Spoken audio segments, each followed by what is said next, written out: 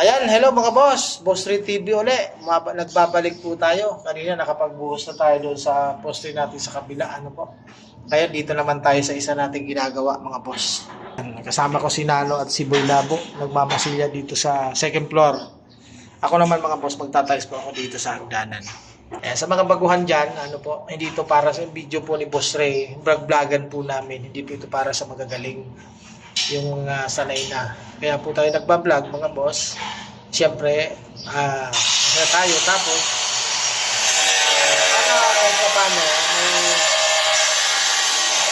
may makuha sa atin nag-discard yung iba natin mga kakilala. Okay? Sa pagtatalis po ng hagdanan, mga boss, ayan, tatalis tayo. Saan ba dapat na unahin kapag nagtalis tayo ng hagdanan? No, yun kaya yung ano ko, yung lagyan mo ng tubig kalahati yun. Para may babad ko to. Saan ba dapat magsimula kapag nag-test ng hagdan? Ng hagdan. Ito po. Pag nag-test ako pag nagtatest mga boss ng hagdanan, ayaw ko lang sa iba. Nagsisimula ako dyan sa step na yan. Bibilangin yung isa, dalawa, tatlo, apat na step. Yung maaabot ko doon sa ibabaw.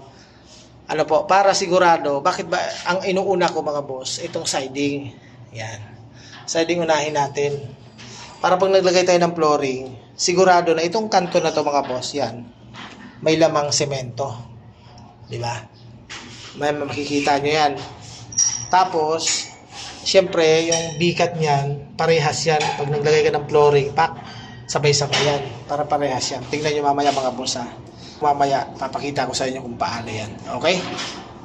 Kasi nga mga boss, pag nag-inuna yung pag-tiles ng flooring, magkakaroon ng problema yung ano yan, yung kantuhan, ano mga boss.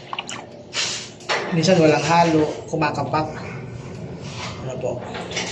Minsan, ako din minsan, hindi talaga maiwasan na may kumakapak din sa ginagawa ko.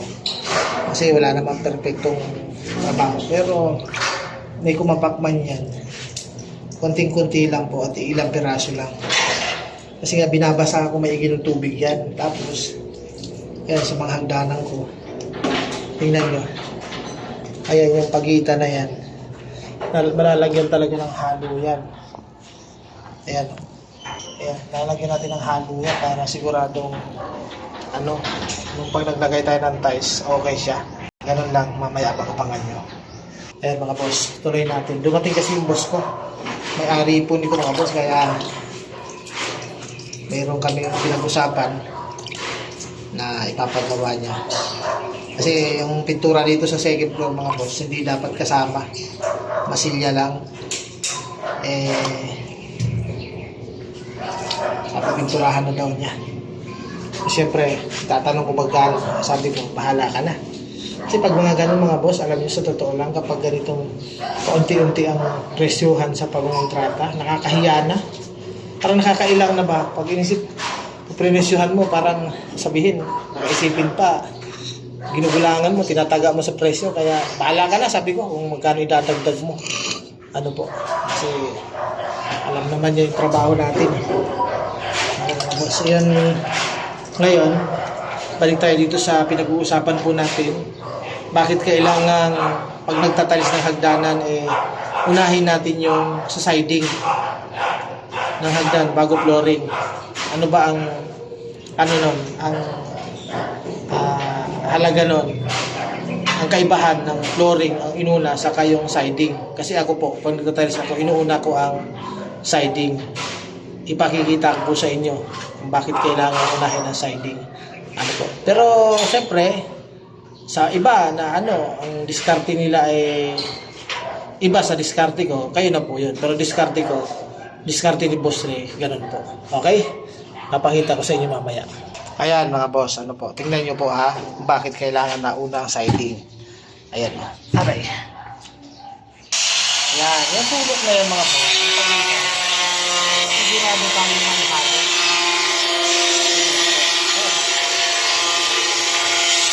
Ayan po. Lalagyan din natin ito ng puro. Para sigurado tayong dito kumapak. Itong pang natin. Hindi pwedeng mga boss. Kasi minsan talagang porcelana kasi ito. Tapos kaya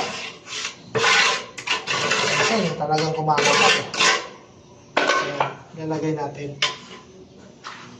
Ayan mga boss ah.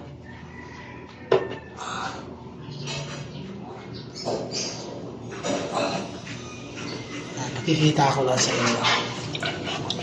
29 ulit ka? Oo. Ayan. Ayan mga boss. Oh. Ayan kagandahan kapag sa flooring ng anong inuna nyo. Ay sa walling. Tutugin mo rin lang. Habang tututok mo yan, mababayan.